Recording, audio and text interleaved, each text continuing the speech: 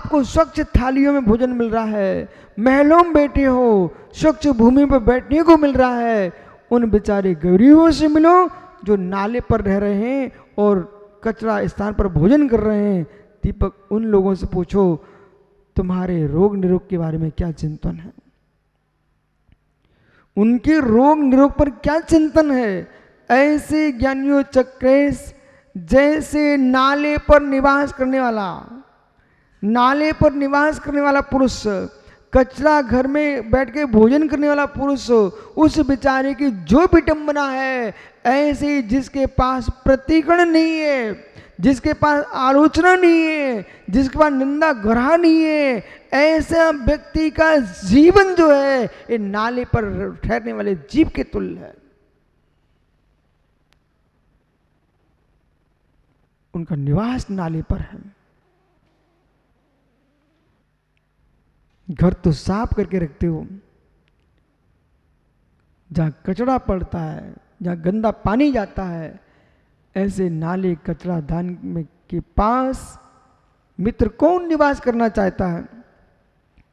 इसी प्रकार से ज्ञानी अंकुश, यदि बेटा कहीं जीवन में कोई दोष लग गया, अपने संयम में कोई चित्त में अशुभ भाव आ गए, किसी से अशुभ शब्द बोल गए हों, मित्र शीघ्र ही अपने गुरु के पास जाकर आलोचना और निंदा करके प्रायश्चित लेके अपने आप को साफ कर लेना। जो व्यक्ति वर्षों वर्षों तक अपने दोषों का निवेदन नहीं कर पाते हैं, वे नाले पर बैठ के भोजन कर रहे हैं। घूरे पर भोजन, घूरे पर भोजन, घूरे पर भोजन बेटा, घूरे पर भोजन। क्योंकि अशुभ भावों का कचरा मेरे अंदर है, अशुभ क्रियाओं का कचरा मेरे अंदर है, और आलोचना निंदा ग्रह से दूर है। वो तो मस्त हो चुका है उस पुरुष के समान। और उसे कौन कहेगा भवनों में चलो। जिसको सड़े गंदे नाले की गंध ही सुभाषित लगी हो, उस आदमी से अब कौन कहेगा चलो स्वच्छ गंगा नर्मदा चंबिल का पानी पीने चलो। नहीं जाएगा। कौन कहेगा मानसरोवर का पानी पीने चलो, कौन कहेगा क्षीर सागर के पास चलो। जिसको गंदे नाले का पानी रुचकर लग रहा है, तो क्षीर सागर की याद भी नहीं आएगी।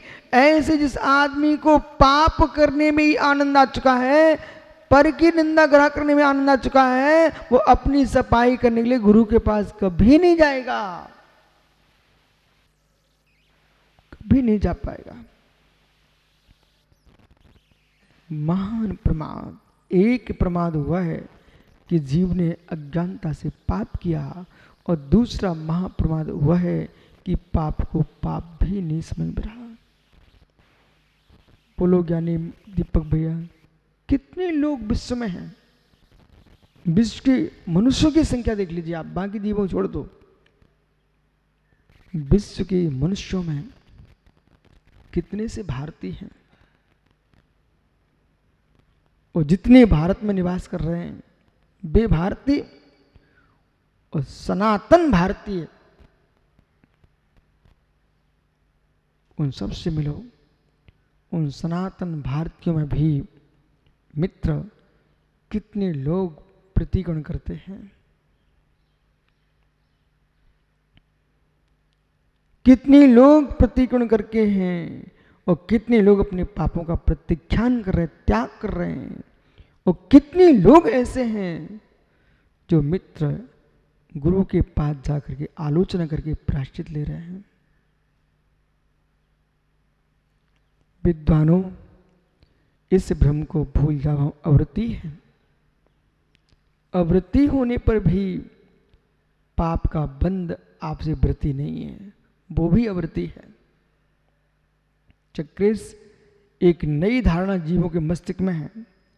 बोले प्रतिमा ले लूंगा तो भ्रष्ट होऊंगा तो पाप पड़ेगा, मुनि बन जाऊंगा तो मार से च्युत हो जाऊं तो पाप पड़ेगा। बोले हम तो आवृत्ति हैं, कुछ भी कर सकता हूं मैं तो। ओह, कितने घोर भूल में है, कितने घोर भूल में है। आप अवृत्ति हो तो आपकी अवृत्ति की क्रिया से, पाप बंद से क्या कर्मों ने व्रत ले लिया है? नहीं समझ में आ रहा मैं क्या बोल रहा हूं? क्या कर्मों ने व्रत ले लिया है? नहीं समझ में आ रहा? कोई पुरुष अवृत्ति है, वो अशुभ कर्म कर रहा है, तो क्या उसको पाप का बंध नहीं होगा? नियम से होगा। यदि आप ऐसे को वृत्ति से पाप होगा तो पाप का बंध अधिक होगा। मित्र, फिर तो जितने साथ में नरक जाएंगे तो वृत्ति लोग जाएंगे। यानी जो जो अशुभ कर्म करेगा, चाहे वे भेष वृत्ति का बना के बैठे हैं, चाहे अवृत्ति का बना के बैठे हैं, कसाय अंश की तीव्रता देख करके कर्म का बंध होगा, आश्रय होगा। तीव्र मंद ज्ञातागत भावाधिकरण वीर विशेष तद विशेषा। तीव्रता से, मंदता से, ज्ञात भाव से, अज्ञात भाव से, वीर विशेष से, अधिकरण से, हे मित्र, इनकी विशेषताओं में आश्रय बंध की विशेषता होती है। इसलिए कोई भी अवृत सम्य दृष्टि जीव अथवा मिथ्या दृष्टि जीव ये ना सोच बैठे कि हमको तो हम अवृत्ति है, हम तो मिथ्या दृष्टि है, मुझे क्या कर सकते हैं। बेटा, पाप का बंध सबको होता है।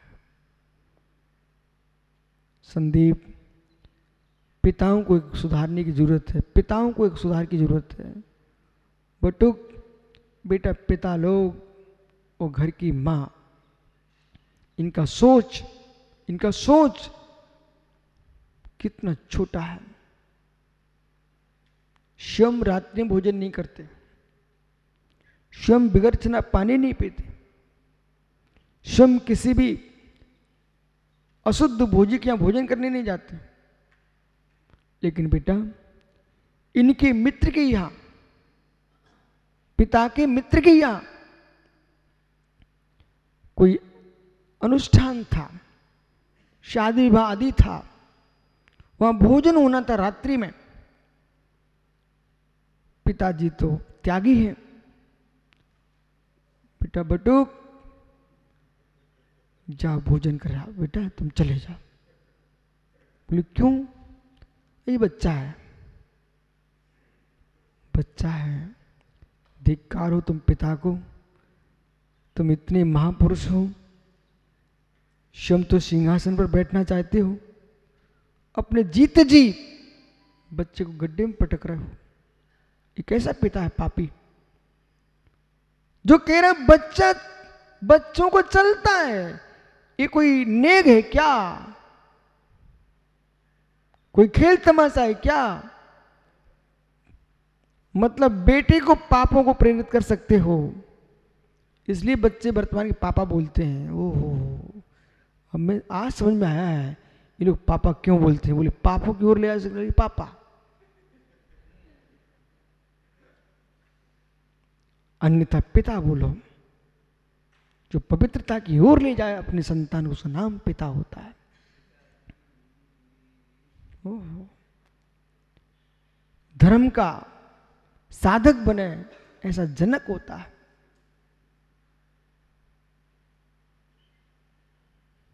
बालक बटुक आज से प्रतिज्ञान कर दे, पापा नहीं बोलूंगा, पिताजी बोलूंगा। ओहो, जिनके भीतर के धर्म सब नष्ट हो चुके हों, दया करुणा विलीन हो चुकी हो, अपने संतान पर ही जिसको दया ना हो, जो यूं कहे कि जाओ बेटा तुम रात्रि में खाना खा के आ जाओ, पूरे अमुक व्यक्ति यहाँ भोजन है तुम चले जाओ, मैं नहीं जाऊंगा, मेरा त्याग है। ओहो हो, बेटा होना चाहिए तो वज्रदंत चक्रवर्ती जैसे होना चाहिए, बेटी होना चाहिए वज्रदंत चक्रवर्ती जैसे। वो डेजी डेजी क्या बोलते रहते हैं, बोले तुम्हारा धर्म मर गया तो तुम्हारे लिए डेजी बोल रही है। ये जीव बच्ची होना चाहिए वज्रदंत चक्रवर्ती जैसे। चक्रवर्ती वज्रदंत को पंडित साहब वैराग हो गया, और उन्होंने एक कमल के अंदर मृतक भौरे को देखा और देखते देखते ओ घ्राणिंदी के वश होकर के कमल में इसने अपने प्राण दे दिए। जगत में यही तो हो रहा है, काष्ठ को छेदने वाला कोमल कमल को नहीं छेद सका। ये राग की लीला तो देखो, पेज स्नेह प्रीति देखो। कमल कोमल होता है लेकिन अर्घ कमल को पूरा छेद नहीं कर सका। मित्र, कमल, कमला सब कोमल है। कमल, कमला जानता क्या? कमला नहीं जानता है। कमला के पीछे तो दुनिया कमाल कर रही है। कमला यानी नारी, स्त्रियां, ओहो, भुज बलियों की भुजाओं को तोड़ तोड़ के युद्ध में फेंक सकता आदमी, पर कमला की कोमल भुजाओं में फंस करके अपनी दुर्गति कर लेता आदमी।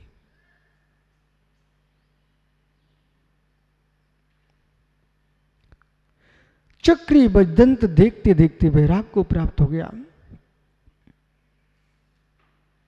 कुल 18 घोड़े छोड़े, 84 लाख हाथी, 18 करोड़ घोड़े, 84 लाख हाथी, इन सारी संपत्ति को 3.5 के समय छोड़ दिया और दीक्षा के लिए तैयार हुए।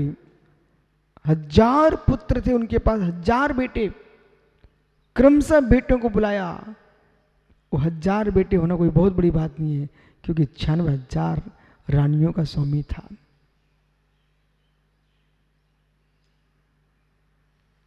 और ज्येष्ठ पुत्र से कहा, बेटे अब मुझे वैराग हो चुका है, आप राज सिंहासन को संभालो, प्रजा की रक्षा, प्रजा का पालन, अपने पुत्र के वध करना। ज्येष्ठ पुत्र हाथ जोड़ कहता है, तात, हे तात, बटुक तूने प्रश्न क्यों नहीं किया? बोले स्वामी तात क्यों बोला? पिताजी से तात कह रहे हैं। हे तात, बेटा वही पिता तात होता है जो पाप की ताप से बचा ले, उस पिता का नाम तात होता है। अपनी संतान को विष्णु से बचा ले, अपनी संतान खोटे कार्यों से बचा ले, उस पिता से कहते हे तात। तात यानी पिता, तात मतलब पिता। कौन पिता? तात, जो संसार की तपन से अपनी संतान की रक्षा करे, उसका नाम तात। बैर बढ़ावन हारा, वैश्यासम लक्ष्मी अति चंचल, या को कौन पत्यारा।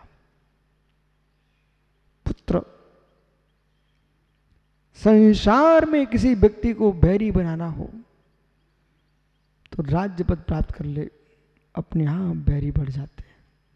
दीपक ये मुझे बहुत अच्छे से मालूम है, बहुत अच्छे से मालूम है। जब तक आचार्य विराग सागर महाराज ने सिंहासन पर नहीं बिठाया था, मैं किसी भी संघ में चला जाता था, हर जगह चर्चा करते, लोग अच्छे से देखते थे। और जब से सिंहासन पर बिठाया गया है, लोगों को स्पर्धाएं खड़ी हो गई हैं। ये भी परम सत्य है। अकारण बैरी, अकारण बंधु, दो शब्द याद कर लो। अकारण बैरी, अकारण बंधु, अकारण बैरी, अकारण बंधु। आपने किसी कुछ बिगाड़ा भी नहीं है, तब भी लोग आपके प्रति अशुभ सोचते हों, ये अकारण बैरी है। आपने किसी कुछ दिया भी नहीं है, तब भी लोग आपको सहयोग करने बैठे हैं, ये अकारण बंधु हैं। देखो बेटा, ये सब मेरे अकारण बंधु बैठे हुए हैं, मैंने इनको क्या दिया, उसमें आपका भी नाम आता है। जब आप कहते स्वामी एक ग्रास ले लो ना, बेटा इतने प्रेम से तेरी माँ तुझे नहीं खिला पाई, उतने प्रेम से तुम महाराज को हार देता है। अकारण बंधु, जो अकारण बैरी है, अकारण बंधु है, वर्तमान की अपेक्षा से हैं। भूत में तुमने कुछ बिगाड़ा होगा उनका, इसलिए वर्तमान में तुम्हारे बैरी हैं। आज तुमने किसी को कुछ नहीं दिया, भूत में तुमने सहयोग किया होगा, इसलिए वर्तमान में सब तुम्हारी रक्षा कर रहा है। परम सत्य है। पुराण शास्त्रों को भी पढ़ना चाहिए, उससे पुनर्भव पर विश्वास होता है। और सबसे बड़ा विश्वास का कोई हेतु बनता अवरल, बेटा सम्यक दर्शन को जीवित रखना चाहते हो तो पुनर्भव पर विश्वास करोगे तभी सम्यक बच सकता है। पुनर्भव पर विश्वास नहीं है तो कोई भी साधना किसी काम की नहीं है। जिसको पुनर्भव पर विचार नहीं है वो तो नास्तिक है, चार्वाक है, चार्वाक है। पुनर्भव होता है ऐसा जिसका विश्वास है, वही तो पाप से बचेगा, क्योंकि अगला भाव मेरा अच्छा हो। बज्रन चक्रवर्ती के बेटे बालक बटुक, पिता क्या कहता, बेटा राज्य प्राप्त कर लो, परंतु पिता की बात को सुनकर के बेटा क्या बोलता है, हे तात, राज समाज मह कारण बैर बड़ा बना रहा। जब राज समाज पाप का कारण है, बैर को बढ़ाने वाला है, अकारण बैरी बन जाएंगे, तो फिर आप इससे बचना चाहते हो, मुझे क्यों डालना चाहते हो? जो समझ तेरी, जो समझ तेरी। ऋतिक पिता से क्या बोल रहा है? चक्रवर्ती बज्रदंत का पुत्र कह रहा है, तात जो समझ तेरी सो समझ मेरी, जो समझ तेरी सो समझ मेरी, मोई राज्य पद क्यों दिया? स्वामी पिताश्री, जब आपको समझ में आ गया है कि राज्य में रहने से दुर्गति हो जाएगी, तो आप मुझे दुर्गति क्यों भेजना चाहते हो? आपकी जो समझ है वही तो समझ मेरी है। ऐसे बेटा कभी संदीप तेरे से कहें, बेटा जाओ पड़ोसी में भोजन करके आ जाओ रात्रि के 10 बजे, कहना पिताजी जो समझ तेरी सो समझ मेरी, मुझे रात्रि भोजन में क्यों भेज रहे हो?